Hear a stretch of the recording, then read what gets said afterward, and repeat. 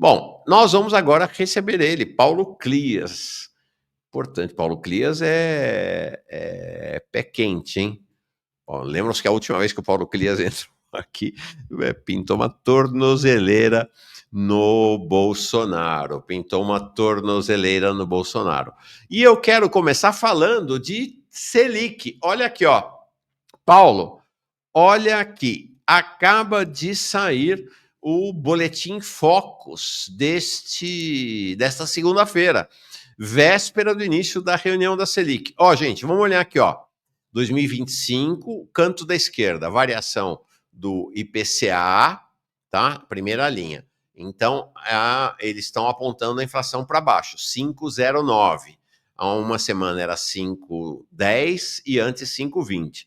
O PIB está igual, 2,23. O câmbio também um pouco para baixo, 5,60. E aqui o mais importante, que é a taxa Selic, 15, 15, 15. Eles estão prevendo que a taxa Selic ficará em 15% nesta reunião. Nós vamos falar... o pessoal quer que compartilhe. Estou botando aqui o link se você quiser ver o boletim Focus. Eu não botei na tela. Desculpa, gente. Ei, Maurão ignorante. Estou compartilhando. Eu li aqui. Estou compartilhando de qualquer maneira, tá? Eu esqueço que esse novo sistema aqui precisa mostrar. O Flávio falando compartilha, achei que era para botar o link. Não é para compartilhar. Então vamos lá de novo, ó. IPCA, 5,20, 5,10, 5,09. Então, Boletim Focus apostando que está caindo. Quer dizer, o chamado mercado, né? O PIB fica igual, 2,23, o câmbio caindo ligeiramente, 5,70, 5,65, 5,60, e o que importa neste momento que a reunião Selic, veja, eles estão cravando 15% manutenção da taxa Selic. Tá aí, tá bom? Paulo Clias, nós vamos falar, claro, sobre isso, vamos começar falando sobre isso, depois vamos falar sobre a guerra tarifária e o fantasma dos 50%, que está saindo do armário na sexta-feira. Paulo, bem-vindo, tudo bem?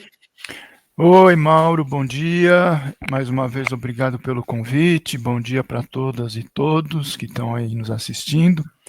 Você disse que eu sou pé quente, né? Mas eu estou agora hoje aqui em São Paulo, eu estou pé frio, cara. Tá chegando uma frente fria lá do sul que vai de novo esfriar o meu pé. Uma outra onda de frio aí. Bom, o Paulo Clias entrou e ainda não aconteceu nada. Se acontecer, gente, avise aí durante a entrevista se o Bolsonaro for preso, enfim, se tiver. Hoje tem um ciclone. A Laila Amaral te animando aqui. Dá o furo, Paulo Clias, dá o furo. Vamos ver qual é o furo da semana.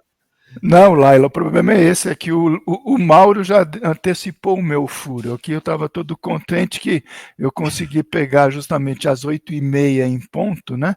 Lá no site do Banco Central, essa informação que ele já divulgou para todo mundo, né? E o que é importante reter disso, né? Já vamos entrando então no assunto direto, né? Quer dizer, hoje começa então a reunião que é, se eu me lembro bem dos meus tempos de primário, é a 272ª reunião do Copom. Falando sério, é a 272, né? O que acontece? Normalmente eles se reúnem a cada 45 dias, os diretores do Banco Central, eles trocam de boné, como eu brinco, né? E viram então integrantes do Comitê de Política Monetária, terças e quartas-feiras. E aí amanhã, quarta-feira, em geral depois das 18, sai a divulgação do que é o mais importante, que é a definição do novo patamar da taxa oficial de juros, da nossa Selic, né? E você já apontou, né, Mauro? Quer dizer, aquilo a gente já conversado há algum tempo, alguns dias atrás, né, a respeito disso, né? E eu falava, não sou futurólogo, é difícil, né? Quer dizer, as outras variáveis, então, como você mostrou, o IPCA, que é a inflação, o PIB, que é o ritmo das atividades, eles veem outras coisas também, a gente não dá muita atenção, mas você vai lá embaixo, o que acontece com a conta corrente, né? Quer dizer, do comércio exterior, o que acontece com a balança comercial, etc. São essas linhas aqui abaixo, tá? Que não está em negrito, tá com a letra mais fininha. Mas o que a gente realmente não dá tanta atenção, mas essas são variáveis, viu, Mauro, que elas dependem do quê? De uma avaliação efetiva do desenvolvimento olha aí, outras coisas, dívida pública, resultado primário, aquela coisa toda. Depende da dinâmica da economia, mas principalmente dos modelos, como a gente chama, econométricos, né? Que esse pessoal tem para avaliar e fazer projeções. Se acontecer isso, isso que acontece com a inflação. Se acontecer isso, isso que acontece com o PIB. Se houver tais e tais variações, o que acontece com a balança comercial. Né? Você vê que, por exemplo, que ela baixou um pouco, né, a balança comercial, muito provavelmente por conta das expectativas negativas com relação ao tarifaço do Trump, né, que a gente vai conversar. Mas, enfim, mas tem uma variável, que é aquela Selic, que é o que nos interessa, que ela não depende de nada, não é nenhum modelo econométrico que começa a rodar as variáveis e que dá como resultado, olha, Selic é tal. Não. Por quê? Porque a Selic é uma decisão administrativa, uma decisão política, de política econômica desses 9 membros do Banco Central. E aí é que justamente esse boletim Focus, quer dizer, funciona como, na verdade, um sistema de bullying ou de transmissão de interesses objetivos, tá certo? Da alta nata, né, do sistema financeiro para o Banco Central, para o Copom. Nós queremos que vocês mantenham a Selic tal ou qual, ou que vocês aumentem a Selic ou que vocês baixem a Selic. E o que o Comitê Central, como se diz, do financismo, está dizendo para o Galípolo e para os 8 diretores é o seguinte: mantenham a Selic nos 15%. Então, muito provavelmente é isso que vai acontecer, quer dizer, ainda que haja alguma incerteza em relação ao cenário futuro, por conta das variáveis ainda indefinidas, do que vai acontecer com o tarifaço, etc., ele diz, na dúvida, não ultrapasse, né, que é o que diz aquela sinalização no trânsito, né, então mantém os 15 e daqui a 45 dias a gente volta a conversar. Um outro destaque apenas, né, Mauro, só para a gente lembrar essa coisa de que o pessoal gosta de dizer, não, porque o mercado pensa, o mercado quer, o mercado isso, aquilo, como se o mercado, então, fosse o representante do conjunto dos empresários, né, da indústria, do comércio, dos serviços, do agronegócio, mesmo do sistema financeiro, né? Agora, a gente vai lá na linhazinha, sabe quantas pessoas responderam a essa pesquisa, Mauro? 142 pessoas. Está lá no RESP, né? Respondentes. Aqui, RESP. Pesquisa sobre o IPCA, 148. PIB, 115.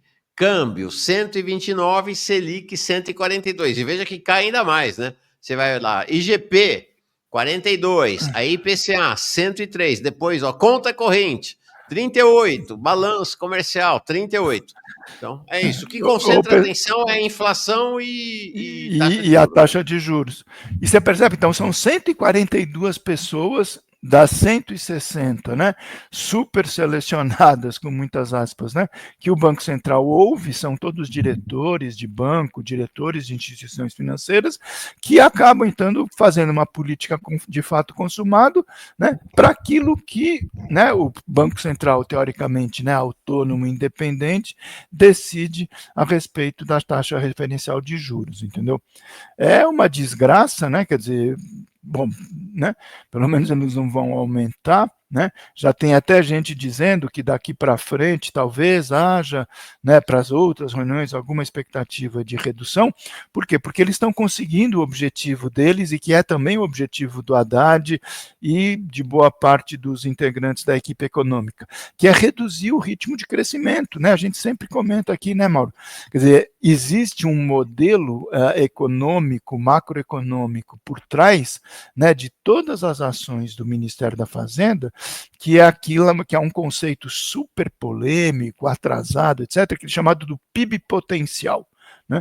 Quer dizer, seria então um índice, um valor, que no caso brasileiro é definido como 2,5%, né, de crescimento do PIB ao ano, que não pode ser ultrapassado. Né? Quer dizer, se o Brasil, de acordo com essa visão, né, do PIB potencial, se ele crescer mais do que 2,5%, aí já é sinal de alerta. Vai dar problema de inflação, de abastecimento, de infraestrutura. Então, na dúvida, cresce menos. tá certo? E isso está por trás, inclusive, do próprio arcabouço fiscal, né?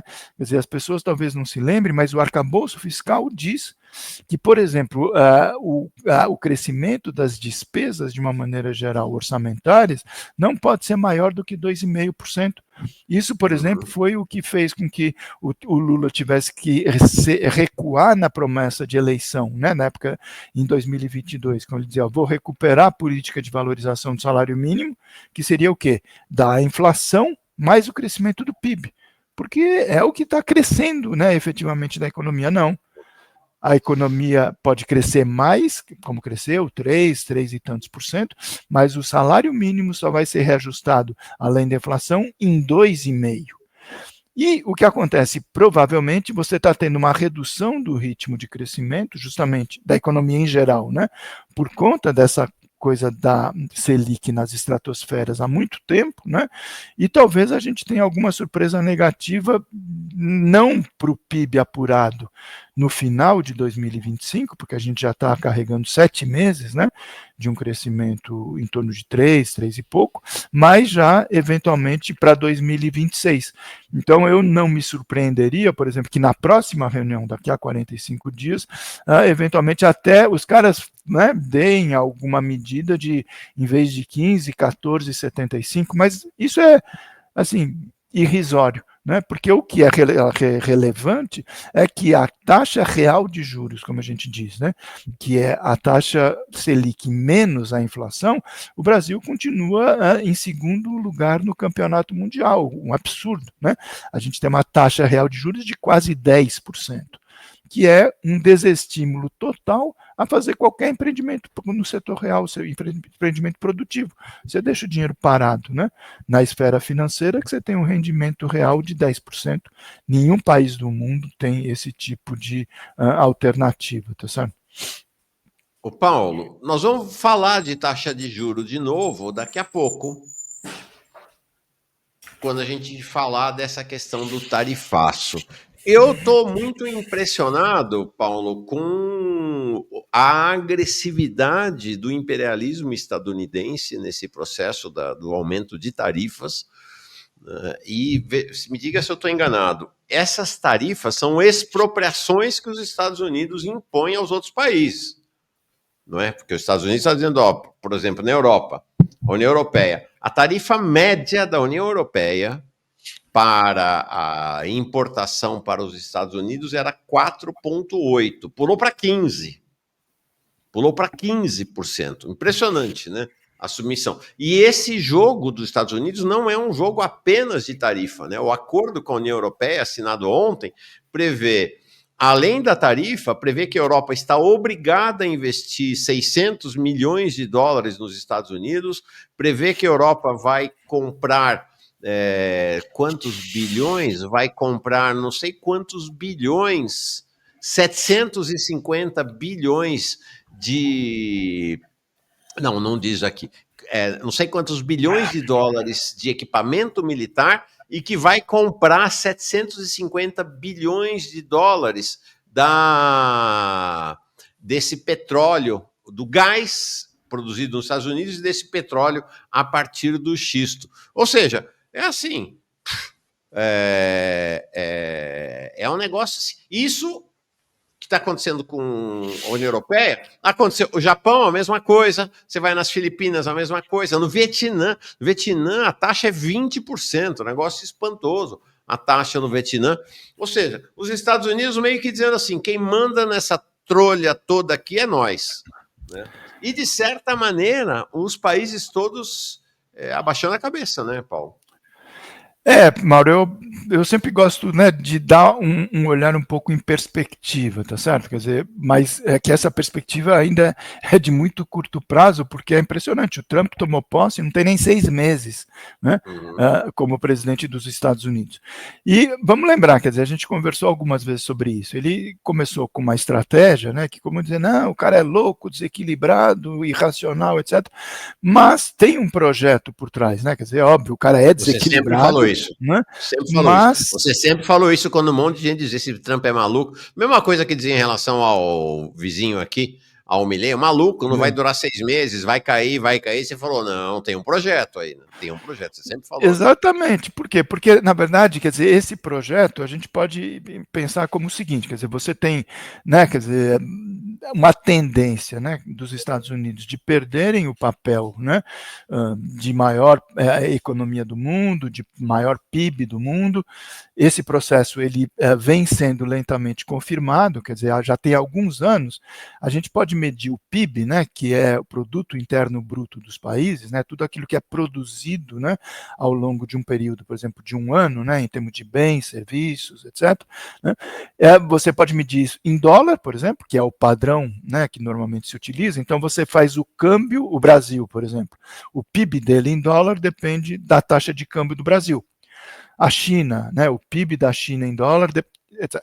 Tem uma outra forma, né, que na economia a gente chama de paridade de poder de compra, né, quer dizer, que não é exatamente a taxa oficial de dólar, mas é o quanto aquele PIB daquele país consegue, né, comprar em termos de bens e serviços num padrão de comparação, né?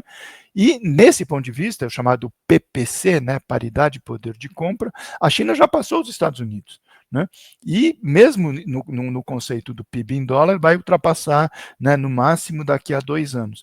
Então você tem, né, aquela ideia então, de um império em decadência, né, buscando, obviamente, alternativas de forças internas, de como reagir no mundo para tentar manter a todo custo a sua hegemonia, é isso. Né? Quer dizer, e na história da humanidade, quer dizer, todos os impérios, quando eles foram, né, derrotados, substituídos, ou houve alguma transição, isso se resolveu através da guerra. Né? Quer dizer, e não é por acaso que hoje em dia, não que vá se resolver com uma guerra, porque realmente se eu tiver uma guerra efetiva, né, a humanidade está correndo o risco de sobrevivência pelo arsenal nuclear, etc. Mas os Estados Unidos estão se debatendo, vamos dizer, em todos os sentidos do verbo debater, né, essa questão. Então, na época do Biden, tinha uma estratégia, né, e o Trump efetivamente diz, não, a gente tem que mudar completamente. Né, quer dizer, deixar de ser um império, né, no sentido de continuar essa trajetória do para fora e vamos tentar um movimento um pouco do para dentro. Né? E é isso que ele está efetivamente tentando. Quer dizer, então, essa coisa da estratégia do tarifaço, vamos dizer, vamos lembrar, ele começou aquela coisa de uma metralhadora giratória para o mundo inteiro, era mínimo 10% para todos os países do mundo, comprou briga com aliados estratégicos como o Canadá, como o México, como a União Europeia, enfim, sendo que o foco dele todo, né, mais relevante era realmente a China, a gente sabia disso, né? Mas o que acontece, quer dizer, além desse primeiro momento, quer dizer, ele começou a estabelecer outras metas de impor tarifas para setores estratégicos nos Estados Unidos. Então, e aí o segundo momento nos afetou diretamente, porque era o quê? Tentar recuperar, por exemplo, a indústria siderúrgica dos Estados Unidos, produção de aço, produção de alumínio, também colocou, né, aquelas tarifas de 25% num primeiro momento, isso nos afetou diretamente, e depois aquela coisa, né, de distribuir tarifas para o resto do mundo. E é uma estratégia que ele colocava o quê? Ele punha a barreira lá na frente, uma tarefa muito alta, esperava as reações dos países ou dos blocos e depois começava a tentar negociar, né, no caso a caso. Você acabou de falar, quer dizer, o resultado na negociação da União Europeia acabou de sair, o resultado na negociação do Japão acabou de sair, com o Canadá e com o México parece que está um pouco mais complicado. O caso do Brasil, quer dizer, entrou como um bode expiatório porque ele colocou como condimento desse processo da imposição das tarifas uma questão de política interna do Brasil, mas que tem a ver com geopolítica internacional, que é colocar a extrema-direita em relevo no debate. Quer dizer, e aí, então, sair em defesa de um ex-presidente que está condenado, que vai ser condenado de novo, corre o risco de ir para a prisão, como uma condição, eventualmente, para ele recuar na imposição das tarifas. Isso nunca existiu, tá certo? No cenário internacional. Porque as tarifas, vamos lembrar, o que significa tarifa? Quer dizer, significa que os Estados Unidos vão colocar um imposto, um tributo, sobre os bens que são importados pelos importadores, ou pelas empresas, ou pelos negociantes norte-americanos. Essa que é a questão. Você percebe? Quer dizer, então ele acaba penalizando e dificultando todos aqueles agentes econômicos espalhados pelo globo que queiram exportar para os Estados Unidos. Né? Quer dizer, então a tarifa ela não é uma imposição, vamos dizer assim, sobre o Brasil ou sobre a China, não. É um dinheiro que vai entrar para o Tesouro norte-americano se aquela mercadoria continuar sendo exportada para lá ou, do ponto de vista dos americanos, importada do resto do mundo. Só que isso tem um problema. Qual é o problema? Quer dizer, na hora que você coloca tarifas muito altas, você diminui a capacidade dessas mercadorias serem negociadas no mercado norte-americano. Essa que é a intenção.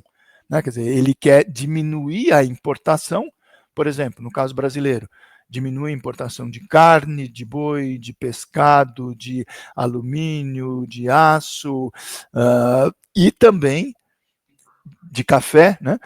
De açúcar, de álcool, mas também de aviões, a Embraer exporta, de outros produtos, né, eletrônicos, mecânicos, que são componentes no processo produtivo. Você percebe? Quer dizer, então, o resto do mundo tem que se colocar na seguinte situação: o que eu faço? A mim, país exportador para os Estados Unidos, interessa continuar exportando? É importante para mim? Se é importante, eu vou tentar fazer uma negociação, mas você percebe que é uma negociação que é uma loucura, porque o Trump chega, coloca a barra lá na frente e fala, quer negociar?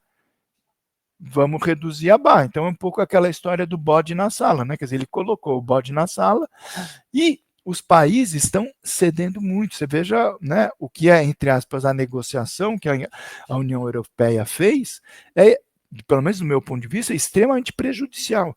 Tanto que você está tendo reações dos países da União Europeia, porque quem negociou é a Comissão de Bruxelas. É a Ursula von der Leyen, né? Agora, você está tendo já hoje declarações dos líderes políticos na França, na Espanha, na Itália, na Alemanha, eu não cheguei a ver, denunciando e dizendo que esse acordo não é interessante para aquele país, no caso da França. Tá? Eventualmente, então, talvez não seja tão interessante para a União Europeia como um todo. No caso brasileiro é a mesma coisa, quer dizer, então todo mundo critica, não, mas o Lula não está negociando. Não tem o que negociar, na verdade. Porque o cara anunciou, olha, a partir do dia 1º de agosto, né, que vai ser então, acho que é sexta-feira ou sábado, né, dessa semana, é sábado, né? Quer dizer, entrarão em vigor essas medidas. É sexta-feira, desculpa. Entrarão em vigor essas medidas, tá bom. E o que a gente tem para fazer a esse respeito? Você percebe? Quer dizer, ele coloca, né, do ponto de vista do império, né, as suas condições. Libertem o Bolsonaro, né? Liberem o PIX, né? E outras medidas, tá certo? Que a gente sabe, quer dizer, que o Brasil, obviamente, não vai ceder, né? Primeiro, porque politicamente não se coloca, e segundo, porque mesmo o argumento político do Lula tem razão, quer dizer, os poderes são independentes. No limite dos limites, se um poder executivo quisesse, o Supremo, se não quiser, não. A decisão é do judiciário, que é independente em relação ao poder executivo. E quem define as relações internacionais, o comércio internacional, é o executivo e não o judiciário. A mesma coisa no PIX. Né? Quer dizer, a gente sabe que tem muitos interesses econômicos, né, das big techs, dos cartões de crédito, essas grandes bandeiras, né, que praticamente são monopólio no Brasil, né, ou um duopólio no caso, né, Mastercard e a Visa. Quer dizer, eles estão perdendo muito, né, muita rentabilidade, muito negócio com a existência do Pix, né? Quer dizer, porque o Pix é gratuito, o Pix é de muito mais facilidade, sai direto da sua conta corrente, etc. Então tem uma pressão muito grande deles, e já está entrando agora, né, a maior bandeira de cartão de crédito do mundo, que é a chinesa, né, Union Bank, está entrando no Brasil. E, por outro lado, tem o interesse também do WhatsApp, que é um dos grandes, né, dessa área aí das Big Techs, que não está conseguindo expandir os seus negócios, porque eles querem fazer, eles têm essa opção, né, do WhatsApp Pay, né, o pagamento pela rede social, tá certo? Então, o que acontece? Só para fechar, desculpa, já te devolvo. Essa coisa da negociação, a gente está num bico sem saída. Né? Quer dizer, então, não, mas o Lula não está negociando. O Lula não tem o que negociar, porque a gente não sabe o que o outro vai fazer. Então a gente vai dar uma de União Europeia, achar que não. Então a gente negocia os 50% da tarifa para 35% e acha que isso é positivo, né? Era zero até 6 meses atrás, né? Então, enfim, tem essa polêmica da estratégia da negociação, que eventualmente a gente pode voltar a conversar. Eu vou com a bola. Antes de falar sobre o Brasil diretamente, apesar de que estão me dizendo aqui que dia 1º, de fato, é sábado, 1º de agosto, gente. Não, pelo amor de Deus, é sexta-feira. Faz isso não. Não, hoje Sábado é é 2 de agosto. 28. Não, é Hoje é 28. 29 é 30 terça, e 30 é quarta, 31 é quinta e 1 é sexta. sexta-feira, perfeito. Sexta-feira. Ó, então, mas é claro que nós estamos falando, tudo que a gente está falando sobre o cenário refere-se ao Brasil. Mas antes de entrar diretamente no Brasil, mas até para trazer, como se diz, o cenário macro, para depois poder falar de Brasil, eu queria mostrar duas coisas. Primeiro, o racha da União Europeia. Então, declaração do primeiro-ministro na França, isso no The Guardian, o primeiro-ministro francês, está aqui. É um cara de direita, né, Mauro? François Bayrou. Cara de direita.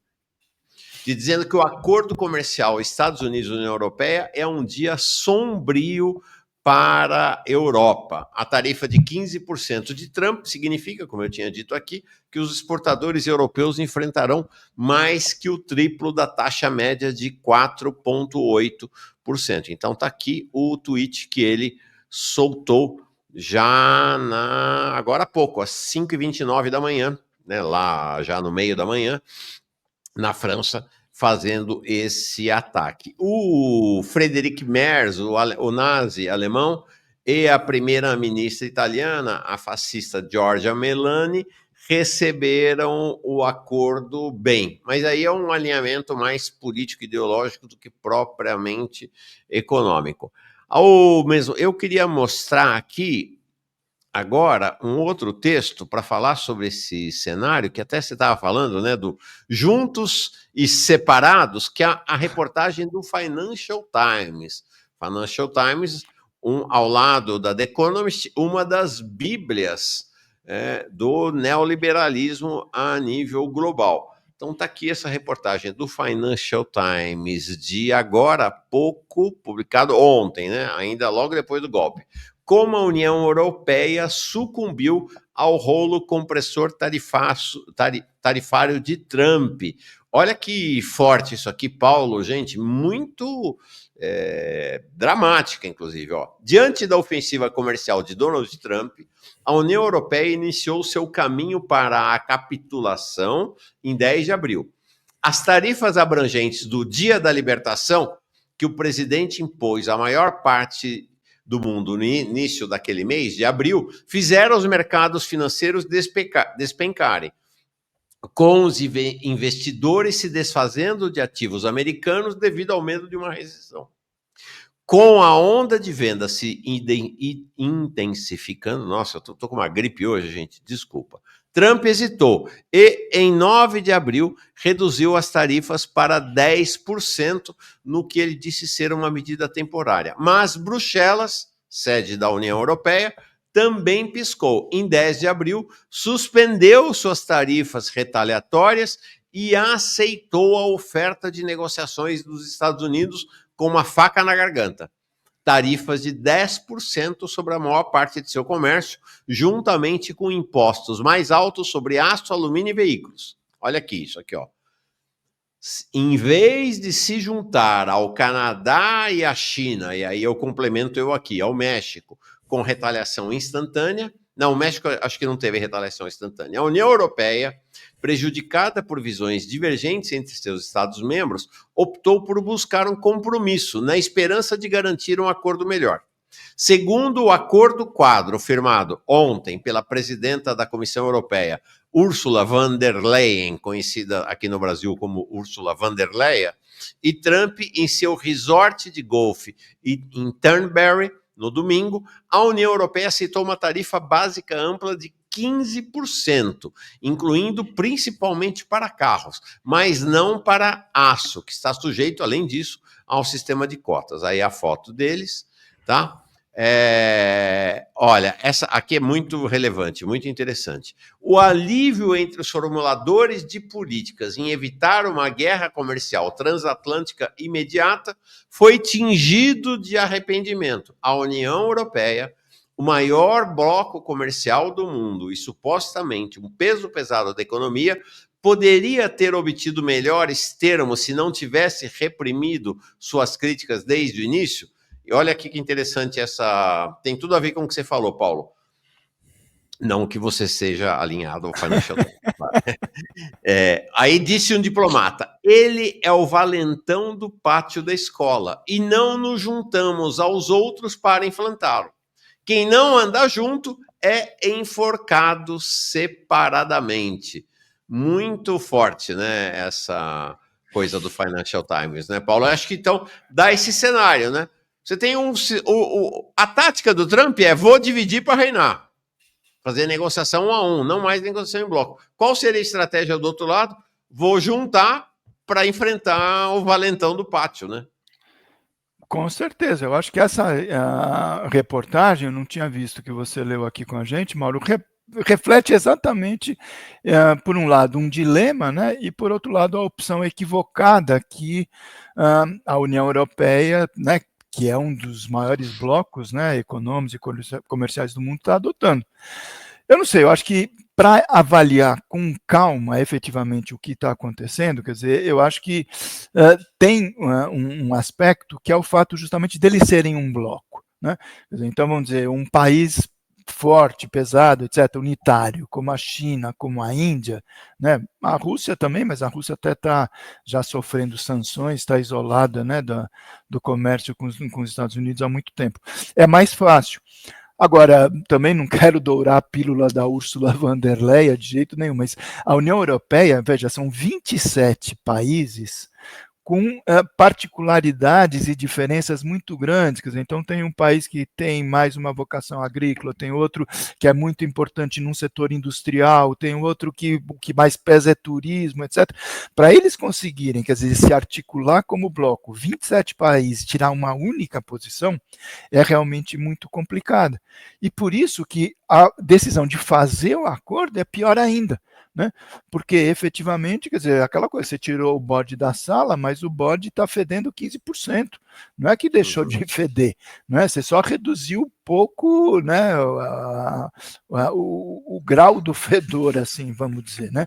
E aí a gente vai começar a ter reações espalhadas pelos países. Então, por exemplo, eu imagino, como você apontou, que no caso da Alemanha, né, esse cara, né, o primeiro-ministro da extrema-direita, no caso da Meloni na Itália, também de extrema-direita, uma primeira leitura poderia dizer, não, eles estão tomando essa posição por uma coisa mais de alinhamento político ideológico com a extrema-direita que o Trump representa no mundo.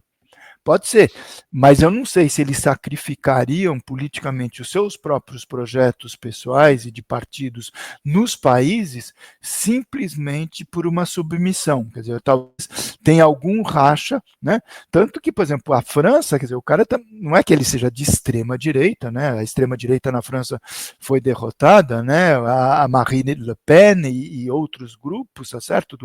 Do Front National, da Frente Nacional, mas esse François Bayrou é um cara super conservador, é de direita mesmo, né? E aparentemente tem uma divisão entre ele e o presidente, que também é de direita, o Macron, que talvez o Macron quisesse ficar um pouco mais bem na foto. Eu não vi uma manifestação dele, né?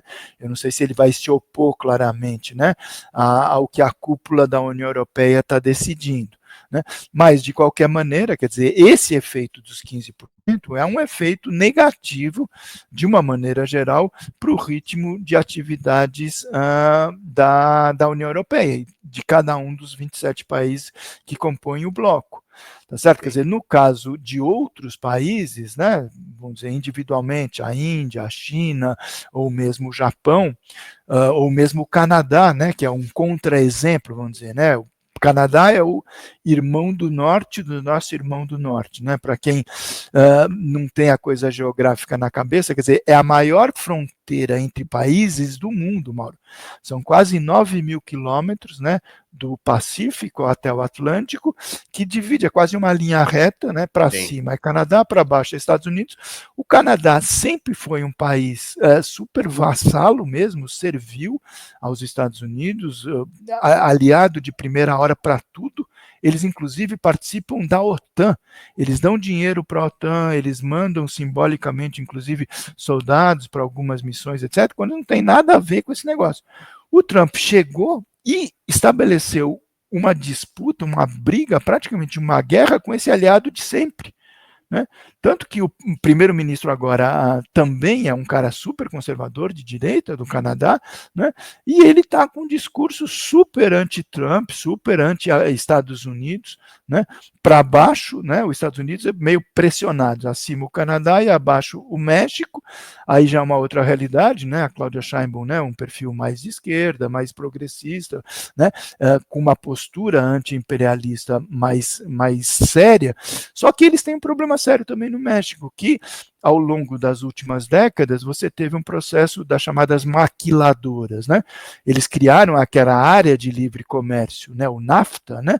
Da América do Norte, pegando esses 3 países, e isso implicou, assim como os Estados Unidos levaram as suas plantas industriais para a China, para a Ásia, eles mandaram uma boa parte da indústria automobilística, começou e depois outras, para se instalarem no México.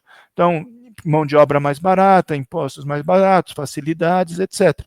E agora, quer dizer, de uma certa maneira, quer dizer, se o México começar a ter uma postura mais agressiva, né, por isso que a Cláudia está, né, não tão agressiva contra outros parceiros norte-americanos, eles correm o risco de ter um aprofundamento também da desindustrialização mexicana. Entende? Porque as indústrias norte-americanas que foram para o México, se o Trump é vitorioso nessa estratégia de Make America Great Again, ou seja, traga essas empresas de novo para produzir no território norte-americano, isso pode provocar um sério desarranjo, né, no curto e no médio prazo na economia mexicana, entende? Então, é um jogo muito complexo, né? E se você quiser, a gente entra agora no Brasil. Quer dizer, como é que o Brasil entra nesse xadrez ou não? Antes não. Mas eu queria, antes de entrar no Brasil do ponto de vista da política econômica ou da reação econômico-política do Brasil, colocar uma formulação mais geopolítica que eu fiz aqui mais cedo. Eu queria ouvir tua opinião sobre isso. Que eu falei mais cedo. O Brasil está num momento... A situação do governo Lula, do ponto de vista... desse cenário com o Trump, uma situação bastante complicada, porque o governo brasileiro apostou tudo na eleição da Kamala Harris. O governo brasileiro dava como certa a eleição da Kamala Harris contra o Trump. O presidente Lula, de maneira até imprudente, né, chegou a fazer uma declaração de apoio à candidatura da Kamala Harris, e por conta desta ideia, o governo Lula vinha aprofundando as relações com os Estados Unidos, né? Durante o governo Biden isso aconteceu, né? Às vezes que eles viajaram, planos conjuntos, elogios e tal, e o projeto era manter essa aproximação com a Kamala Harris. Vamos lembrar que o Mauro Vieira, mais de uma vez, inclusive lá na Rússia, né, numa afronta à reunião do BRICS lá na Rússia, o ano passado, disse, não, nada disso, o Brasil é do Ocidente. Do Ocidente não é geográfico, né? Do Ocidente quanto inserção no mundo capitalista. O Brasil privilegiou a reunião do G20 e colocou em segundo plano a reunião dos BRICS e botou um pé atrás na aproximação com Rússia e China nos primeiros 2 anos do governo Lula. Foi visível isso, visível, né? Numa ideia de que o Brasil, com base nessa tese do Mauro Vieira, poderia se tornar uma potência ocidental.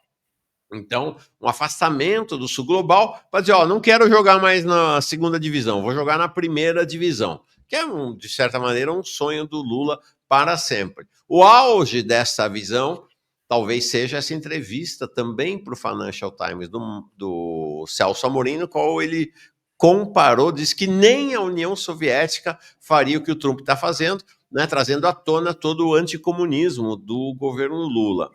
Então, me parece Paulo, que é uma situação difícil para o governo Lula, desse ponto de vista geopolítico. O governo Lula estava fazendo um movimento de afastamento do Sul Global e do BRICS para se aproximar com esse universo, e agora está tendo que atabalhoadamente rever esse movimento para voltar a ir em direção ao BRICS e ao Sul Global, para não ficar completamente isolado. Então, acho que, do ponto de vista geopolítico, é um momento difícil para o governo Lula, né?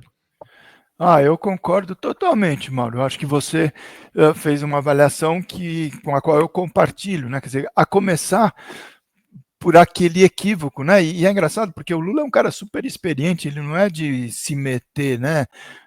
Aquela coisa de, né, meter a mão na cumbuca alheia, né? Quer dizer, estava uma eleição disputada, né? Como você levantou, né? A sucessão do Biden, que ele abriu mão e entrou a Câmara, né? Pelos partidos democratas, e é muito desastrado, quer dizer, um presidente de um país com a importância do Brasil, que todo mundo sabia que tinha efetivamente uma simpatia, uma aproximação com os democratas agora, quer dizer, no passado ele já teve uma relação boa com o Bush, quando os republicanos estavam com outro perfil, né, não esse do Trump, ele não precisava declarar o voto, todo mundo sabia que o alinhamento, né, político, ideológico e mesmo geopolítico do governo brasileiro seria com os democratas, né, e gostariam então que a Câmara ganhasse. Mas a declaração do Lula não tira nenhum voto e nem ganha nenhum voto do eleitor norte-americano.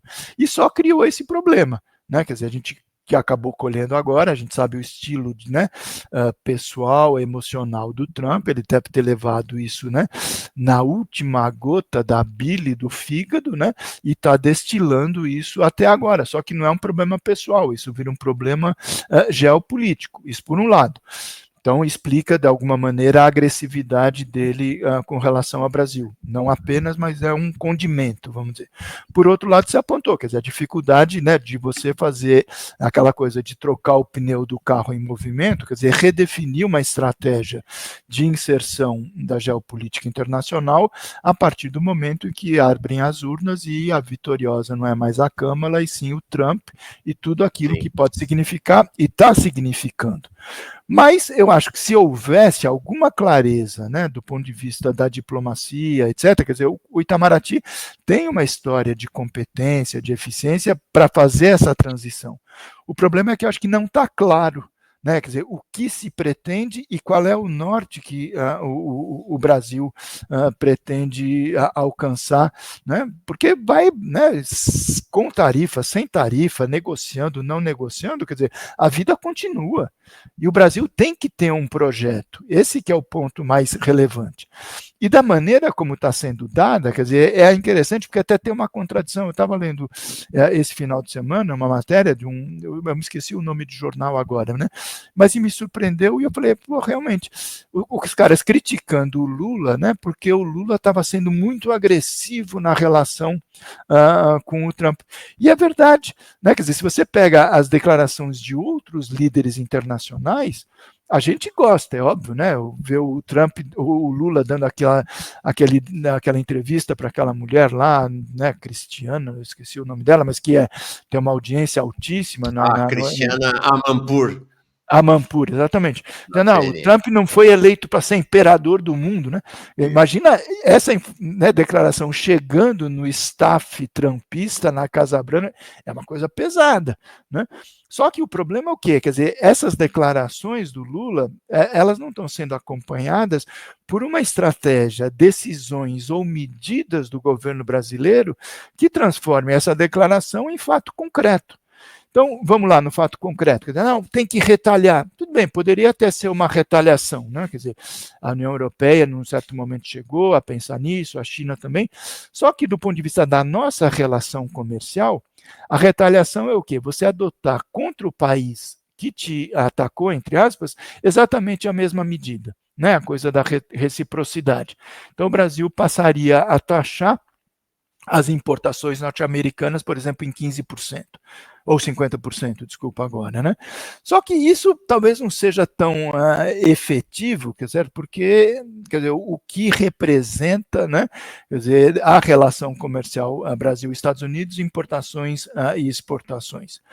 eu tenho a impressão, quer dizer, que seria muito mais efetivo do ponto de vista da negociação, quer dizer, que o Brasil adotasse uma postura de pisar no calo, né? Quer dizer, aonde sente, que é o que o Trump fez com o Brasil, quer dizer, ele pisou no calo do Bolsonaro.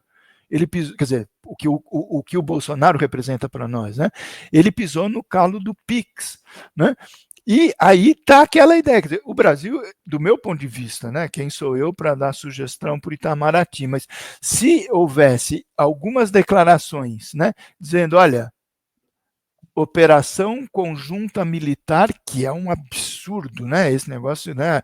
O servilismo das nossas Forças Armadas, chamando o irmão do Norte para fazer operação de guerra simulada em território nacional. Imagina, pede para o Brasil ir fazer operação na Califórnia ou operação no. Você não entra, Zé Mané, está pensando o quê? Segundo, margem equatorial. Né? Quer dizer, o Brasil abriu aquela coisa da margem. Quem ganhou as duas empresas em primeiro lugar são empresas norte-americanas, né? A Chevron e a Exxon. Então, coloca isso na mesa de negociação. Não é que coloca na mesa, mas fica implícito, olha, se você continuar com essa coisa dos 50%, a gente tem outros mecanismos de retaliação indireta, como se diz.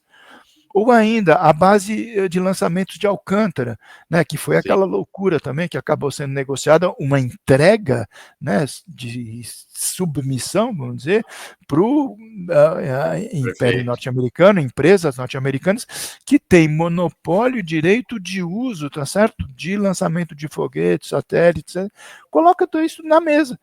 Você percebe? Quer dizer, então, não que necessariamente seja para começar um processo de escalada, porque, não, então você põe, aumenta, mas é isso, quer dizer, você sentir do lado do inimigo, porque do lado, nesse momento, eles estão sendo nossos adversários, qual é a disposição, né? O pessoal usa aquela coisa do truco, né? Então agora eu dou 6, não sei o quê. Vê se os caras estão querendo trucar efetivamente ou se é uma medida que vem para ficar. Porque se esse 50% vem para ficar, aí não tem jeito, não tem habilidade de negociação que resolva na mesa de negociação, né? O Mauro Vieira está indo para lá, o Alckmin está tentando negociar, os setores exportadores também estão, mas se lá tem uma barreira, fala, não, a gente quer manter, né? Vamos ferrar com o Brasil nessa história, aí paciência, a gente vai ter que dar uma resposta que pise no calo dos caras por outro lado. Você percebe? Porque o que é? Sexta-feira é daqui a 4 dias, não tem muito o que ficar esperando. Do ponto de vista econômico, o prejuízo já começou a acontecer. Né? Quer dizer, um processo de exportação de aeronave é uma coisa que demora anos. Né? A encomenda, o financiamento, a fabricação, né? Não é assim a Embraer. Mesmo os outros, né, quer dizer, as chamadas commodities, né, que não são exportações customizadas, né, a gente pega do inglês custom, né, o cliente, né, quer dizer, não é adaptado. Então, o quilo do café é o quilo do café, né, a tonelada da carne de boi, a mesma coisa, o pescado, a mesma coisa. Mas você tem embarcações que já estão a caminho dos portos norte-americanos. Né? E aí o que vai acontecer? O importador norte-americano vai receber aquela tonelada de carne que estava, vamos dizer, cotada, sei lá, a 100, por exemplo, e da noite para o dia ele vai ter que refazer seus cálculos, porque na hora de vender no supermercado, né, ou vender para empresas de processamento de carne, etc., isso virou 150. Então, na hora do cálculo econômico, da eficiência daquela negociação, isso morreu. Né? Quer dizer, ou isso vai ser repassado para o preço, né, para o consumidor norte-americano, que é uma loucura, ou isso vai ser reduzido da taxa de lucro dessas empresas, ou então elas vão dizer, não vamos mais importar do Brasil. A gente vai atender o nosso mercado interno de uma outra forma. Essa é a pergunta que eu ia te fazer. Vamos trabalhar com esse cenário de que sexta-feira tem as tarifas de 50%, ao mesmo tempo em que acontecem outras medidas agressivas dos Estados Unidos contra o Brasil na esfera política, né? Contra Alexandre de Moraes, e aí vai. Mas falando do ponto de vista econômico, qual seria, do seu ponto de vista, a maneira de o Brasil reagir? Primeira pergunta, retaliação? Você vê hoje o cenário aí no Valor Econômico, Estadão, Folha e outros veículos, os chamados analistas de mercado, dizendo, não, o Brasil não deve retalhar. A pior coisa é o Brasil retalhar, vai piorar ainda mais a situação do Brasil. Primeiro. Segundo, quais seriam, para além desse tema da retaliação, qual seria o universo de reações possíveis do Brasil para não entrar numa situação de paralisia econômica ou de aprofundamento de um cenário de crise econômica? Então, veja, eu acho que tem duas coisas, né, Mauro? Primeiro, uma coisa é o que, inclusive, o presidente Lula está falando e está saindo pela imprensa, etc., que é a ideia da reciprocidade, né? Isso é um conceito muito forte nas relações internacionais, para tudo, né? Desde pedir visto, né? Então, se um país passa a pedir visto para você, o seu país, então, pela lei da reciprocidade, você também passa, enfim. E no caso específico é o quê? O Brasil, inclusive, aprovou uma lei da reciprocidade recentemente. Se o Trump, por exemplo, então, estabelece a imposição de X% de tarifas em tais condições, pela lei da reciprocidade, você pode adotar alguma coisa semelhante. Desse ponto de vista, quer dizer, meramente de transações comerciais, isso é um pouco inócuo, né? Porque você tem uma, né, assimetria do que é exportado por um, importado por outro, da estrutura produtiva de um é mais commodity, outro é bens industrializados, etc. Tem um outro conceito, né, que você já apontou e que a gente usa, quer dizer, além da reciprocidade, que é a ideia da retaliação, que o próprio Trump está usando. Quer dizer, quando ele diz, olha, Bolsonaro livre, é uma retaliação, não tem a ver nada com acordo de comércio internacional. Quando ele cancela, né, os vistos de todos os ministros supremos, com exceção dos dois bolsonaristas e do queridinho deles, do Fux, né, também é uma medida de retaliação, não tem nada a ver com acordo comercial. Quando ele ameaça PIX, é a mesma coisa, é retaliação. Então, quando a grande imprensa, quer dizer, começa a ter algum receio na ideia da retaliação, quer dizer, eu não tiro de toda a razão, quer dizer, por motivos totalmente diferentes, porque eu acho que o que o Brasil deve ter como receio, quer dizer, independente do governo, de plantão, etc., é a questão da escalada. Né? Porque realmente, quer dizer, não interessa você ter uma evolução da temperatura e das medidas para um ponto de não retorno.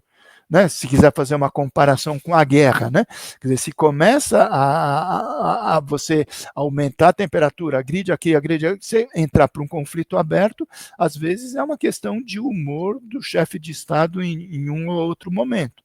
Agora, o que não pode é ficar esse cenário de paisagem absolutamente tranquila, como se nada tivesse acontecendo. Né? Quer dizer, o Brasil se submetendo, esforçando, e eu acho que o Lula tem razão, quer dizer, o pessoal deve estar ligando direto, né, para a Casa Branca, para os ministros, né, eles chamam de secretários de Estado e tal, e a resposta é: não te quero, não te ouço, físico, não sei que você está me ligando. Isso pode ser uma estratégia de negociação? Pode. Muita gente da área da diplomacia está dizendo, quer dizer, isso, ao contrário do que sempre foi a tradição norte-americana, está muito concentrada na figura do Trump e da Casa Branca. Então, aqueles que seriam os responsáveis por eventuais espaços de negociação, conversa, etc., estão dizendo, olha, não, eu não tenho condições de te responder porque isso subiu na escala da hierarquia. Isso é lá em cima, entende? Então, se o Brasil, quer dizer, não apresenta alternativas de eventuais retaliações para sentir como o adversário vai reagir a essa medida, a gente fica num cenário de insegurança. Quer dizer, eu posso estar completamente ignorante e os caras estejam fazendo isso fora das telas, fora da imprensa, etc. Eu acho difícil. Porque, efetivamente, quer dizer, você não está dando a demonstração para o seu adversário, quer dizer, ó, se você não revogar, alguma coisa vai acontecer. A gente não está dizendo nada disso. A gente só está pedindo, revogue ou negocie. E, aparentemente, não está tendo o menor interesse do Bolsonaro, do Trump, em promover essa negociação. Se ele não está com interesse, é porque ele vai manter. Porque o Brasil não vai liberar o Bolsonaro e o Brasil não vai liberar o PIX. Eu fiquei com receio, só para fechar de novo mais, antes de devolver, que é a outra ameaça, né, quer dizer, que é uma espécie de contra-retaliação, vamos dizer assim, que ele está fazendo, o Trump, que é a coisa das terras raras, que isso é gravíssimo. Entende? Quer dizer, é sabido, então, que o Brasil realmente, depois da China, é o maior território, né, de terras raras, inclusive inexploradas, desconhecidas até o momento, né, porque até umas décadas atrás a gente tinha o quê? Tinha o ouro, tinha a bauxita para fazer o alumínio e tinha o minério de ferro, que eram os minerais mais importantes para a década de 50, 60, 70. Né? A partir de então entraram esses novos minerais.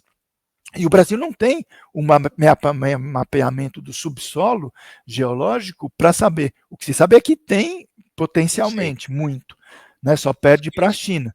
E os Estados Unidos sabem que isso é fundamental, é estratégico. Assim como a água, né, já se diz que vai ter guerra pela água nas próximas décadas, esses minerais são importantes para a nova revolução industrial que a gente está vivendo, né? 4.0, 5.0, o que disser daqui vem lá para frente de um 6.0 que ainda não está desenhado. Então, veja, no caso da Ucrânia, por exemplo, eles estavam negociando e forçando uma rendição, né, e o acordo com o Putin era isso, por exemplo, uma boa parte do território da Ucrânia, que é também riquíssimo em terras, em terras raras, né, em minerais preciosos, tá certo? Entrasse na negociação. E estão lançando, através desse lobby pesado aí das mineradoras internacionais, que é o IBRAM, né, Instituto Brasileiro de Mineração, que agora, né, ironicamente, está sendo presidido, né, pelo Raul Jungmann, né, que é um cara que era ligado, né, ao antigo PPS, etc. E os caras dizendo, não, olha, o Brasil teria alguma coisa a oferecer desse ponto de vista. Né? Quer dizer, então, o pior dos mundos, por exemplo, seria você sair para um processo de negociação que o Brasil oferecesse à lá União Europeia, né? Tá bom, te dou né, alguns milhares de áreas aqui para concessão para empresas norte-americanas explorarem o nosso subsolo e você abaixa a tarifa de 50% para 35%. Isso passa a ser vendido como uma negociação exitosa, né? O Brasil vai, não, olha, reduzimos. Mas que negociação foi essa, entende? Então, esse era um outro limite. Que, do ponto de vista estratégico, é pior para o Brasil a entregar a terra rara do que as tarifas, né? Imagina, nem pensar, entendeu? Do ponto de vista, você inverte a lógica. A quem interessa, né? Os advogados gostam de falar sempre isso, né? Sim. Interessa os Estados Unidos, né?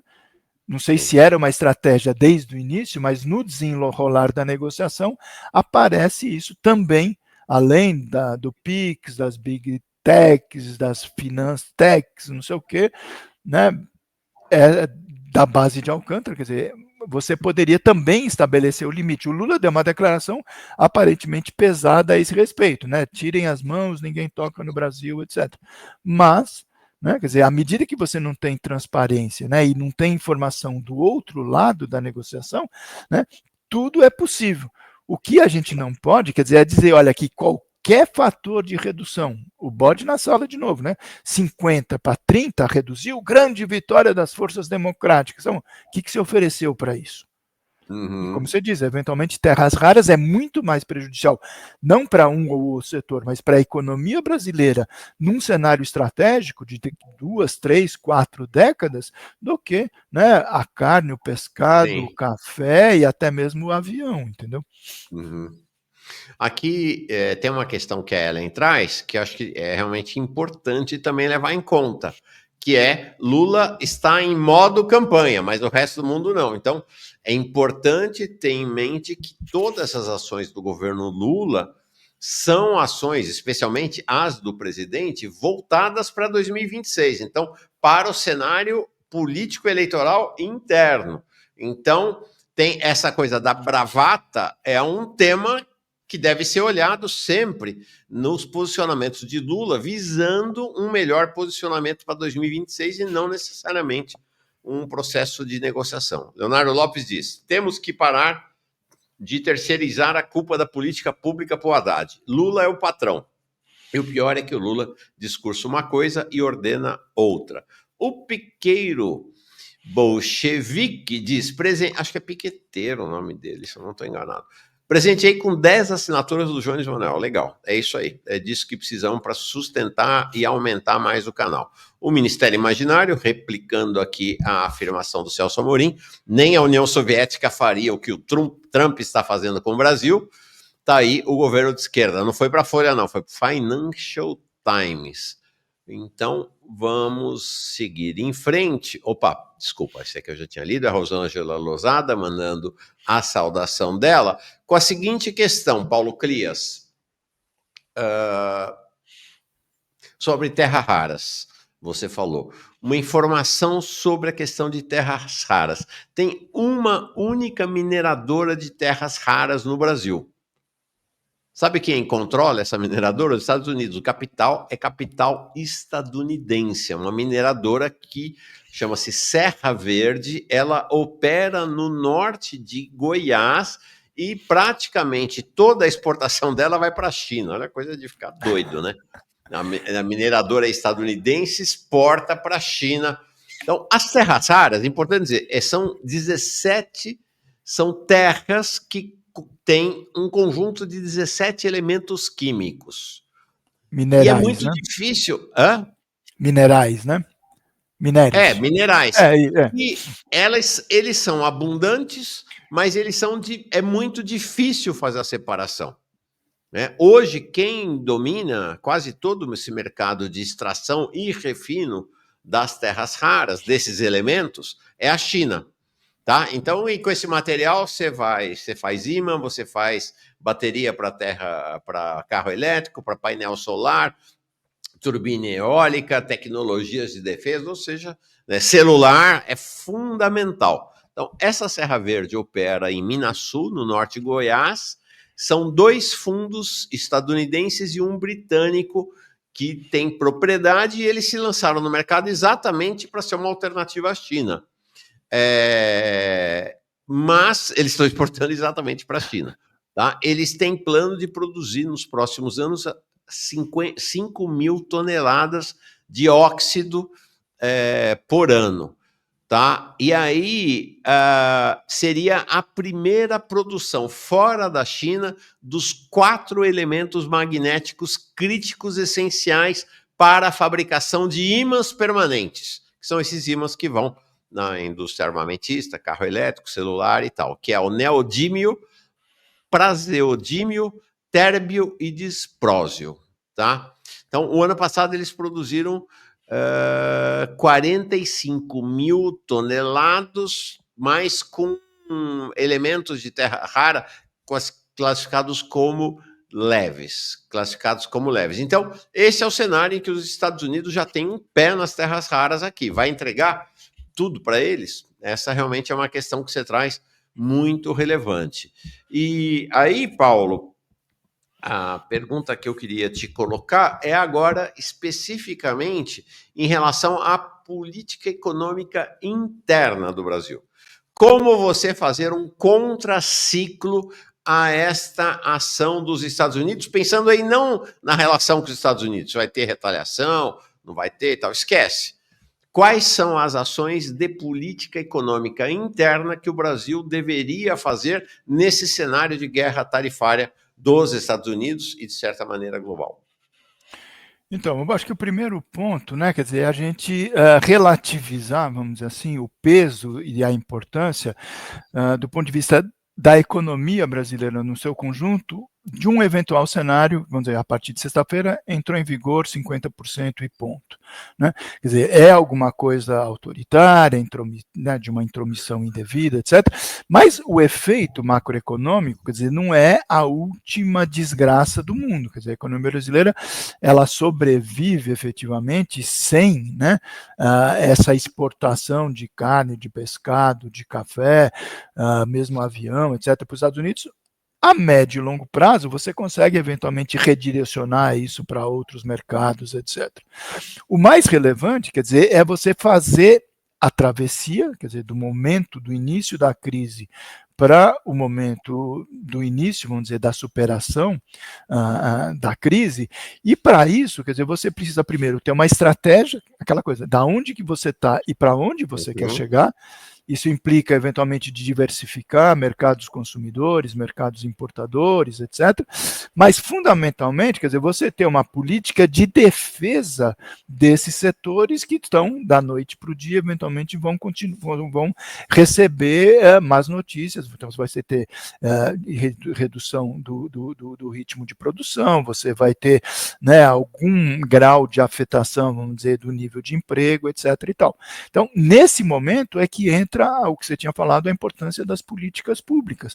A pergunta é, interessa ao Brasil deixar que simplesmente, entre aspas, o livre mercado impere nesse momento e que essas empresas quebrem ou que esses empregos sejam extintos da noite para o dia? Eu acho que não. Então, o que é necessário? Quer dizer, você já tinha falado em alguns momentos, a gente já tinha conversado, quer dizer, você precisa fundamentalmente, quer dizer, de recuperar aquilo que chama do protagonismo do Estado, e que não tem nada de revolucionário, de socialismo, nada, quer dizer, os países europeus, os próprios Estados Unidos, quer dizer, nos momentos de crise, você tem a entrada em cena do setor público, de diversas maneiras. Quer dizer, a primeira é do ponto de vista da política fiscal, quer dizer, você precisa ter, né, se não uma revogação, mas uma flexibilização efetiva das regras de austeridade do arcabouço fiscal, porque isso vai implicar o quê? Uma nova estrutura de despesas públicas voltadas para atenuar os efeitos da crise, que, assim como foi a crise do Rio Grande do Sul, assim como aconteceu nos Estados Unidos a crise de 2008, 2009, com a quebradeira dos bancos, assim como foi no Brasil e no resto do mundo a crise da Covid,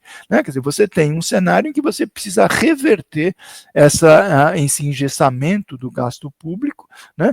E de diversas maneiras. Então, você pode, por exemplo, ter uma política de compras públicas, por exemplo, em determinados bens que seriam importados, e você diz, não, agora o Estado vai passar a adquirir esses bens, e aí tem um problema de logística, do tipo de produto, etc., para ser vendido no mercado interno. Você pode ter uma política de ajuda e financiamento, por exemplo, para o capital de giro das empresas, que não vão conseguir, então, mais manter a escala e os compromissos de produção para exportar, porque os importadores não estão mais querendo assumir esses contratos, na busca de outros mercados. Então, isso as empresas vão efetivamente necessitar de ter alguma ajuda do Estado. E isso é necessário. Só que, ao contrário do que o Brasil sempre fez, né, ou na maior parte dos casos fez, que é de você dar o recurso público direto para a empresa e ela resolver como ela faz, né, vamos dizer, o entesouramento desse recurso. Eu lembro, o exemplo mais recente, mais falado, foi a partir daquela decisão da Dilma, né, já tem mais de 10 anos, de isentar a chamada desoneração da folha de pagamento, né? Então, todas as empresas têm ainda, né, que pagar 20% sobre a folha de salário para efeito de contribuição para a Previdência Social, né, que é o modelo tripartite. As empresas receberam benefícios enormes, né, do ponto de vista tributário, etc. e tal, e não houve nenhum compromisso, nenhuma exigência de contrapartida de, por exemplo, manutenção dos salários, manutenção do nível de emprego, manutenção de aquisição das suas compras das empresas de fornecedores nacionais, você percebe? Quer dizer, e o que aconteceu? As empresas foram beneficiadas porque elas deixaram de contribuir para a Previdência Social, e isso foi incorporado como aumento da lucratividade.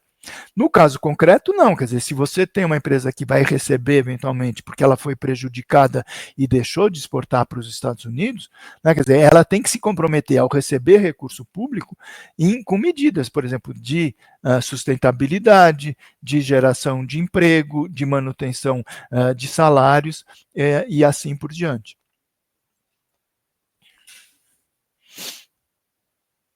Você está sem voz. Perdão. Essa é uma questão interessante, né? Primeiro, empurrar o empresariado brasileiro para uma postura efetivamente mais nacionalista e de acordo com o projeto econômico. Primeira. Segunda, precisa botar dinheiro no bolso do povo, né? Para isso precisa reduzir a taxa de juros, precisa aumentar o salário mínimo, precisa aumentar o BPC, precisa aumentar o Bolsa Família. Por sinal, mais uma vez, nada muito comunista, não, nem um pouco comunista. O Lula fez isso em 2008, né, na crise, na marolinha em 2008, né? O Lula fez, meteu dinheiro no bolso do povo, e aí o Brasil foi o país que melhor se saiu da crise de 2008, né? Com uma receita que não está aplicando agora, né? E o Lula, na época, ele era muito criticado, né? E eu confesso que eu, inclusive, tive dúvida se o Brasil conseguiria reagir como reagiu, né? Para os mais novos não vão se lembrar, mas era a crise 2008, 2009, e o que se dizia como imagem é que a economia global ia sofrer um tsunami, né? Quer dizer, sair dos Estados Unidos para a Europa, ia para a Ásia, não sei o que, parará. E o Lula, ele gosta, né? Ele é muito bom nessa coisa das imagens. Ele falou, não se preocupe não, esse tsunami quando chegar aqui vai virar uma marolinha, né? E efetivamente, quer dizer, a imagem é forte, mas o Brasil se saiu realmente muito bem. Agora, por quê?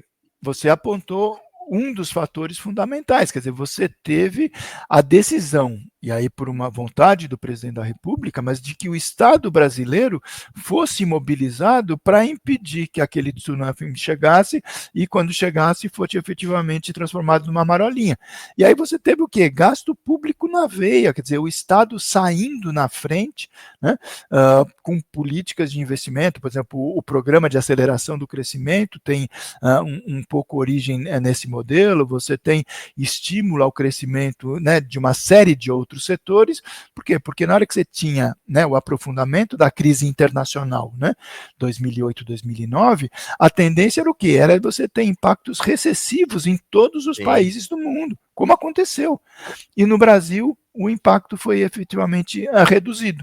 Não porque a gente seja maravilhoso, etc. Não, é porque teve uma orientação do Estado brasileiro, uma orientação do setor público, do governo, através de recurso público, pelo lado das empresas e, por outro lado, você falou, quer dizer, através de políticas públicas, aumentando as rendas, as políticas de transferência de renda, aumentando o salário mínimo, e aumentando aquilo que a gente chama dos salários indiretos, quer dizer, você aportando recursos para a saúde, para a educação, para a previdência, para a assistência, né, quer dizer, você tem a coisa de que o bem-estar, né, da população, ela sente na carne, né, efetivamente uma melhoria. Isso foi lá em 2008, 2009. Quer dizer, agora o cenário é diferente, não é por uma recessão internacional, etc. Mas a resposta que se dê a essa questão que é pontual, que é específica, que é setorial, que é a relação com os Estados Unidos, quer dizer, pode ser, né, se houver vontade política do Lula, quer dizer, de transformar de novo, né, quer dizer, esse tsunami do Trump, né, numa marolinha, né? Só que, de novo, quer dizer, precisa ter vontade política, você já falou, quer dizer, um conjunto de medidas de mudança na esfera da política econômica, né, quer dizer, passa, então, por uma flexibilização da política fiscal, passa por uma flexibilização da política monetária, isso significa o quê? Poder gastar mais, né, pelo lado fiscal, ter uma redução significativa, tá certo, da Selic pelo lado monetário e também ter uma orientação, quer dizer, para os bancos públicos federais, Banco do Brasil, Caixa Econômica e outros, a oferecerem, né, os chamados spreads mais baixos nas operações, para que empresas e cidadãos, quer dizer, ao tomarem os seus empréstimos, tenham condições de pagar um financiamento com juros mais baixos, quer dizer, então, esse é o caminho. Além do que, na esfera internacional, quer dizer, aí o Itamaraty, a Apex, né, a Agência de Promoção das Exportações, etc., buscando mecanismos de busca de novos parceiros, tá certo? Porque, de uma maneira ou de outra, quer dizer, essa negociação ela não vai voltar a zero. É impossível, né? Dos 50 você chegar a zero. Então, de alguma maneira, quer dizer, as exportações brasileiras para o mercado norte-americano vão ser prejudicadas. E aí você precisa buscar alternativas, né, de buscar, vamos dizer, novos mercados ou direcionar para o mercado interno uma parcela dessa produção que era exportada, né? Sim. Mas, lamentavelmente, a palavra de ordem de Haddad, a única palavra de ordem que ele tem é nem um passo atrás no arcabouço, né? E isso vai inviabilizar o enfrentamento dessa crise. Você trouxe um aspecto também, Paulo, que me parece chave, né? Que é por que cargas d'água o governo Lula, que tem a Caixa Econômica Federal e o Banco do Brasil como bancos estatais que poderiam furar o cerco dos bancos privados, da Febraban, da Faria Lima, e de fato darem um salto à frente, né, oferecendo empréstimo a juros mais baixos, executando uma política favorável para o povo brasileiro, comportam-se como gente do lado de lá, né? Como integrantes do universo da Febraban, da banca privada, né? Isso é uma coisa que é antiga, viu, Mauro? Algumas décadas atrás, eu fui já funcionário do Banco do Brasil, né? Antes de virar gestor público, né? Dessa carreira do governo federal que eu tive. E já na época, isso faz, né, década de 1990, né? Quer dizer, a gente chamava de um fenômeno que era a chamada bradesquização do Banco do Brasil. Né? Quer dizer, e isso infelizmente não mudou, desde esses quase 17 anos de PT no poder, não é só agora não, primeiro Lula, segundo Lula, teve um momento, né, com a Dilma, né, em 2012 para 2013, que ela tentou uma iniciativa nesse sentido, que é o quê? Orientar, quer dizer, Banco do Brasil e Caixa Econômica Federal, assim como o BASA, o Banco da Amazônia, e o BNB, que é o Banco do Nordeste, não vou falar nem do BNDES, porque o BNDES não é um banco comercial, né? Ninguém tem conta no BNDES. Ele empresta para financiamento de longo prazo, tá certo? Mas o quê? Eles disputam esses bancos, quer dizer, disputam com Itaú, com Bradesco, com Unibanco, quer dizer, exatamente no mesmo nível. E eu me lembro que quando eu era funcionário do Banco do Brasil era uma outra realidade, ainda era aquela tradição do banco público, etc., prestando um serviço público, etc. Isso mudou completamente. Então, para lembrar, quer dizer, a Dilma tentou num momento, ela orientou através do seu ministro da Fazenda, e o ministro da Fazenda orienta o presidente do Banco do Brasil ou da Caixa Econômica, ó, vamos reduzir os spreads. Isso tem um efeito imediato. Eu me lembro até hoje, né, a Caixa Econômica lançou um comercial, uma publicidade, né, que dizia, venha para a Caixa você também. Né? Era um jingle. E por quê? Porque realmente as pessoas passaram a ir para a Caixa, saíam dos bancos privados, porque diziam, para que eu vou pagar 2 vezes mais taxa de juros, né, se eu consigo num banco público ter o mesmo atendimento e com encargo financeiro muito mais baixo. Mas isso foi esporádico. Ela foi metralhada, a Dilma, né, muita pressão, lobby pesado, etc. Ela acabou recuando. Então, nesses quase 17 anos, né, de PT no poder, foram alguns meses em que isso aconteceu. Então você pergunta, por que cargas d'água? Essa é uma grande pergunta, tá certo? Porque você pode até fazer um governo que seja simpático às classes dominantes, isso não significa nenhuma ruptura revolucionária. Significa dizer, olha, uma fração, né, dos ganhos das classes dominantes, né, através do capital financeiro, que, né, os bancos sempre ganharam bilhões e bilhões e bilhões de lucros, né, e isso era distribuído sem nenhum tributo de imposto de renda, por causa da isenção de lucros e dividendos, né, dizer, não, vamos fazer uma coisa mais civilizada, né, o Banco do Brasil e a Caixa vão passar a oferecer um spread mais baixo, os outros bancos, para continuarem sobrevivendo, vão ser obrigados a também baixar os seus spreads. O beneficiado vai ser o conjunto da sociedade, que não o setor bancário e financeiro, porque vão ter menores despesas financeiras no seu cotidiano. E qual o problema? O Brasil vai quebrar, o Brasil vai virar socialista? Nada disso, né? É uma política de redução da concentração de renda e da riqueza, nada mais. Eu realmente, a cada dia que passa, eu me pergunto, quer dizer, você vai dizer, não, é porque o Lula tem uma relação com o Trabuco, que é o presidente do Brasil. Pode ser tudo, não importa. Agora, como medida de política pública, isso é a coisa mais racional possível, né? A não ser que você esteja pensando que você não quer ofender ou tirar privilégios desse setorzinho que é o 0,00, não é nem as classes dominantes. Sim. É só o setor bancário financeiro estrito sensu, entendeu? Mas para isso precisa vontade política, isso é verdade. Para encerrar, Paulo, bom, vamos acompanhar reunião do Banco Central, do Copom, né? Quarta-feira, por volta de 6h30 da tarde, sai o resultado. Quinta-feira, destaque da nossa conversa aqui, evidentemente. Agora, esse cenário, né, Paulo, a gente tem um cenário do governo trombando com Trump, para fazer aqui um bom trava-línguas, com uma perspectiva basicamente eleitoral, enquanto ao mesmo tempo o presidente Lula chora que ninguém atende o Alckmin nos Estados Unidos, Mauro Vieira vai para lá, senadores, então uma situação um pouco, o governo aparentemente perdido. Você vê a extrema-direita bolsonarista aprofundando o seu entreguismo, né, que se faça terra arrasada no Brasil, contanto que Jair Bolsonaro não seja preso e que possa concorrer em 2026. A extrema-direita não bolsonarista, tentando se colocar na crítica ao bolsonarismo e na crítica ao governo Lula, e o Centrão recolhido para ver no que vai dar essa história aí, para ver com qual lado ele vai se alinhar, né? Cenário interessante.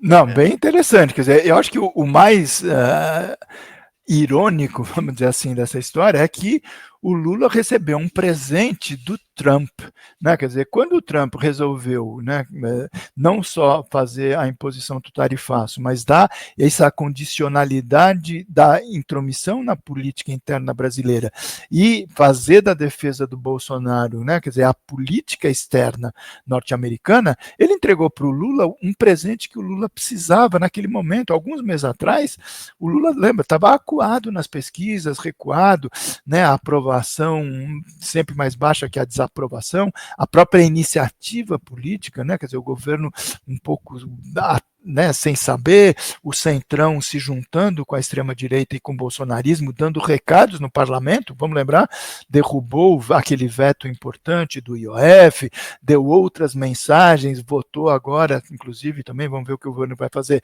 a coisa do PL da devastação, enfim. Então era um cenário em que o governo estava retraído, né? E o centrão, o fisiologismo e as outras franjas da direita comendo, né, do lado de lá da mesa, junto com o Bolsonaro e com a família dele.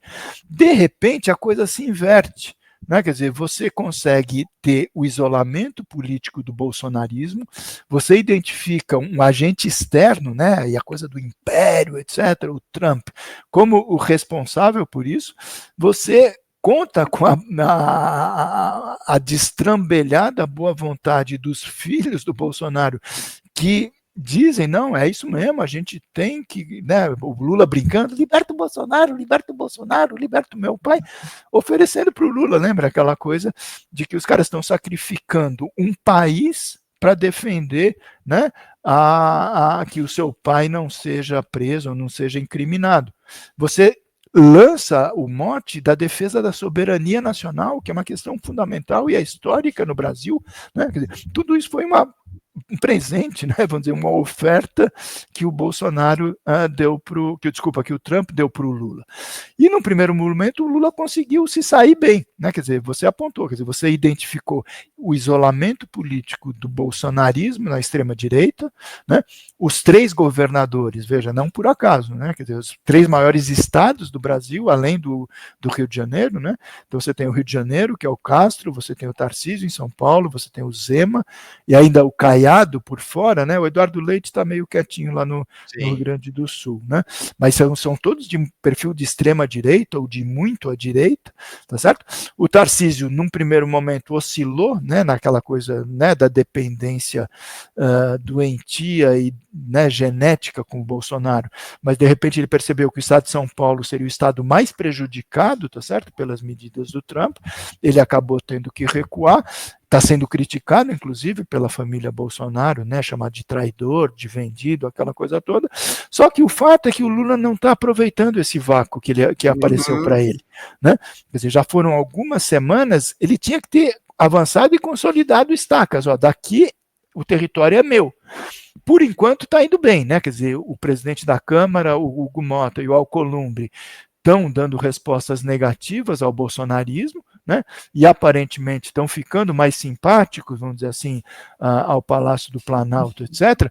Mas ninguém garante que no final do recesso branco, né, daqui a umas 2 semanas, quando o ritmo do Congresso voltar a Brasília, o que vai acontecer. Vamos esperar, talvez mais algumas Sim. pesquisas de opinião, mas o mais relevante é o que você apontou em algum momento aqui atrás, quer dizer, se as medidas ficarem e começar a haver prejuízo econômico, né, não só para os setores, mas uma sensação, né, do ponto de vista do imaginário popular de que o Brasil está sendo prejudicado, o risco é o quê? É a extrema-direita conseguir colar no Lula a responsabilidade, como eles estão tentando. Não, isso é culpa do Lula, quando não tem nada a ver, né? Quer dizer, foi uma medida unilateral, autoritária, etc. Mas agora nós estamos o quê? Entrando em agosto. Você tem pelo menos mais um ano para que o início da campanha eleitoral comece efetivamente. Quer dizer, tudo indica que Lula está aceitando, entre aspas, a incumbência de mais um mandato, né? Porque se ele não for o candidato, aí o risco de um Bolsonaro familiar, né? Ou o Tarcísio ganhar é grande, né? A questão é como ele vai manter, vamos dizer, daqui para frente, esse processo em que ele consegue isolar o bolsonarismo e ele deixa, vamos dizer assim, né, a extrema-direita um pouco na passividade, vamos dizer, esperando, junto com o Centrão, né? Mas se ele não continuar tendo iniciativas de liderança do processo político, é aquela coisa, não existe vácuo na política, né? E aí, eventualmente, você pode ter uma recuperação desse espaço, né, se o Estado não tiver com o protagonismo, se o Lula não tiver à frente, porque ele precisa anunciar coisas novas, né? E anunciar coisas novas, iniciativas políticas novas, de novo sempre esbarra na coisa do arcabouço e da austeridade. Sim. O Haddad dizendo, não pode gastar. Aí não tem, né? Não tem saída. Bom, quando Paulo Clias e eu éramos crianças, dizia-se que agosto é o mês do cachorro louco. Exatamente. Né? Hoje já não se fala muito isso, mas de qualquer maneira, agosto é o mês das grandes crises políticas na tradição brasileira. E a data da tarifa é 1º de agosto, então vamos prever que esse agosto não vai fugir à regra, vai ser um mês de grandes emoções, nós vamos acompanhar por aqui, e é sempre bom começar a semana contigo, Paulo. Obrigado, boa semana para ti. Abração. Obrigado para você, mais uma vez, e beijos e abraços para todo mundo aqui na audiência. Tchau.